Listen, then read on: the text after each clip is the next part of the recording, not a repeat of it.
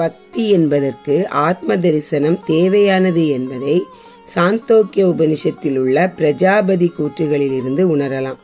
தகரா வித்யை என்பதை உபதேசிக்கும் பகுதியில் ஆத்ம தரிசனம் என்பது பிரம்மத்தை அறிய தேவை என்று கூறப்பட்டது. இதயத்தில் உள்ள ஆகாயம் என்ற வெற்றிடத்தில் உள்ள பிரம்மத்தை பற்றி இந்த இடம் தகரா எனப்படும். சாந்தோக்கிய உபனிஷத் எஸ் தமாத்மா நமனு வித்ய விஜா நாத்தி, ஆத்மாவை நன்கு உணர்ந்தவன் அதனை தியானிக்க தொடங்குகிறான் என்று கூறியது.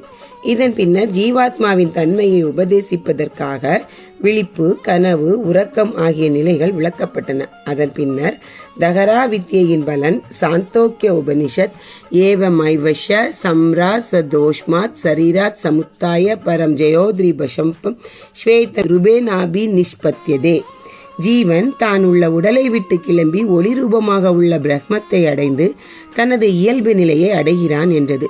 கட உபனிஷத் அத்தியாத்ம யோகாதி கமனே தேவம் மத்வா தீரோகர்ஷேஷ ஜகாத்தி, மனதை ஆத்மாவில் நிலைநிறுத்துவதன் மூலம் ஆத்ம தரிசனம் அடைபவர்கள் பரம்பொருளை உணர்ந்து தங்கள் இன்ப துன்பங்களை உதறுகின்றனர் என்று கூறியது.